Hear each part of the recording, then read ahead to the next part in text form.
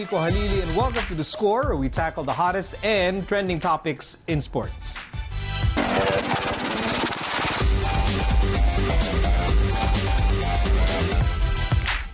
The new PBA season is set to open on Sunday with crowd favorite Barangay Ginebra taking on Talk and Text in the first game of the Philippine Cup.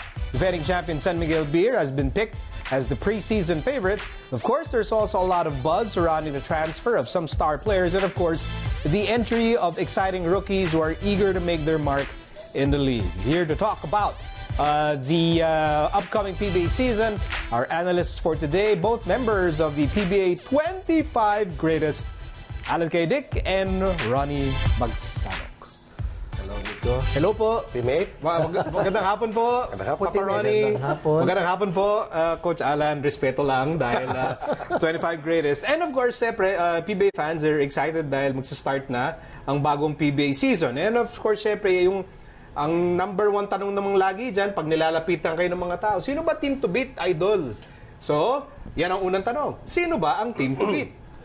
Well, sa nakikita ko ngayon, I consider San Miguel Beermen as the team to beat this year kasi alam mo naman, powerhouse team yan plus the addition of Terence Romeo. Malaking factor yan. Ito si Papa Ronnie, meron tong batayan eh. Simpleng batayan ni Papa Ronnie eh. Basta nakita niyang in shape at walang injury si Junmar. Matik. Pag tumatakbo ng diretso at walang hinahawakan, medyo mahihirapan. Medyo mahirapan. And for as long as Junmar is healthy, Right. for as long as he's not bothered by any form of injury, San Miguel will continue to be the team. Correct. Tama, Papa The Ronnie? record speaks for itself. Hindi Tapos, na natalo.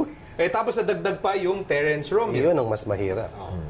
Yan naman yung, yan ba, is that automatic advantage o parang wild card yan depending on kung timpla? Kung makakasabay or Adjust. makaka-adjust dun sa sistema. Tama ba, Coach Alan? Yeah, that's true. It will take time. Pero nasa coaching staff na yan kung paano nila mamumold si Terence na maka-adapt right away dun sa system. And mga veterano na naman yan eh. So, konting adjustments lang yan. Sa tingin ko naman, makakatulong siya talaga. Okay, I can't imagine anyone disagreeing with the both of you saying na San Miguel is a team to beat. I think ang magkakatalo na is sino yung number 2, sino yung number 3, Yeah. I mean, who will that, no? But looks like yung San Miguel group is going to dominate those lists. So, maybe we can start with Magnolia kasi they're just coming off a championship. And Ginebra. And Barangay Ginebra. So, those two teams, okay, let's focus on the pambansang manok first. Yung Magnolia, Papa Ronnie, why should they be seriously considered as a Philippine Cup contender? Well, number 1, they're solid. Number 2, nanalo na yung mga bata eh. The hardest thing to do sa mga young players is to win their first championship. Pag nakaranas na yan kung paano at matuto kung makagawa ng paraan para maging winning team, napakahirap talunin. At sabi nga nila, losing is a habit eh. But more importantly, winning is a habit. And when you win one, you want to win more. Nung nandito nga si Paul Lee, Coach Alan. Gumanong-ganon ba? Hindi naman, pero parang sabi ni Paul Lee, nakahinga na siya kasi alam na niyang pakiramdam na makapagbigay ng championship sa Magnolia. That's true. I agree with Ronnie. Talagang malaking factor yon yung moral boosting yung pagkakapanalo nila. But ang major question dyan is sino yung mag-feel nung spot ni import nila si Travis. So dapat mag-step up Babalik yung mga na bigs nila. si Ping. Si Ping, yeah.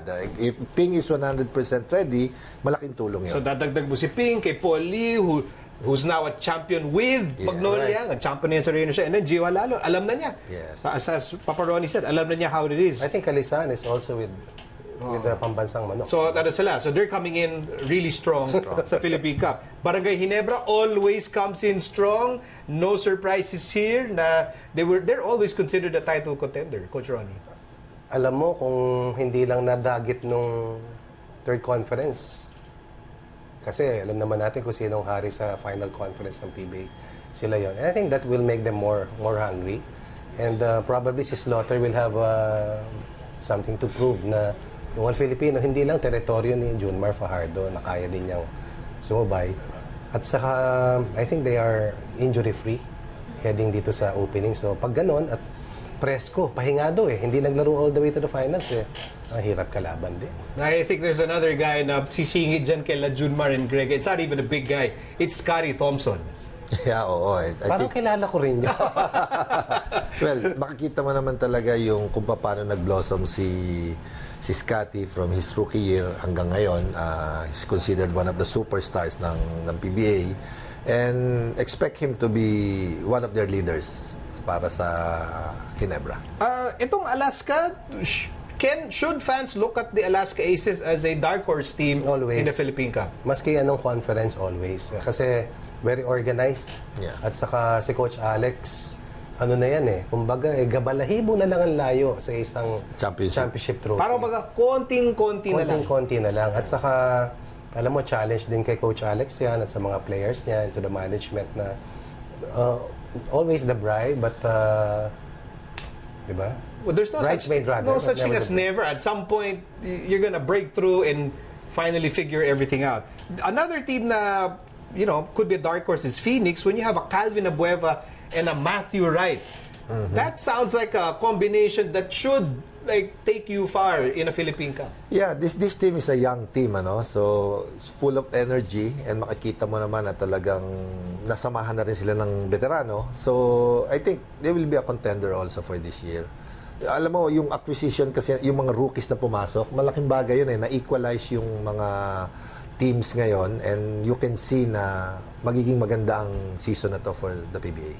But of course, if you review yung past season and matitignan mo sino yung nag-champion per conference, it was dominated by teams from the San Miguel group. Kaya isa pang tanong dyan, paano ba makakasingit yung ibang team? Yung team nila Paparoni, ang Meralco Bolts, yung mga dark horse na sinabi natin, Alaska tsaka Phoenix. Paano ba na may makakasingit dyan at iba yung magcha-champion this time around? Well, unang-una yung retooling ng roster, makakatulong yan. Pangalawa, sa una kailangan makapuhunan ka ng maaga eh.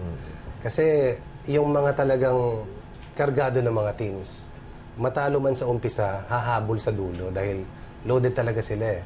Pero kung makakapuhunan ka ng maaga, makasingit ka, may chance ka dahil pagdating sa dulo, kayo na lang. Pero kung sa una pa lang, mauunahan ka nila, yung chance mo, next conference na. So, ganun kasimple. You have to start playing well sa umpisa pa lang and hope na kahit paano, may kalawang pa yung ibang late na ginsayo o yung mga ibang merong pang iniinda, hindi pa ganun ka-healthy para makabalik ng kasing husay nila dati. Okay, and on that eloquent note, we'll finish off our quick preview of the season. We'll take a short break. We will still have our legendary analysts, Coach Allen and Papa Ronnie. And this time, they'll talk about reasons why some basketball stars are misunderstood by fans. So, don't go away.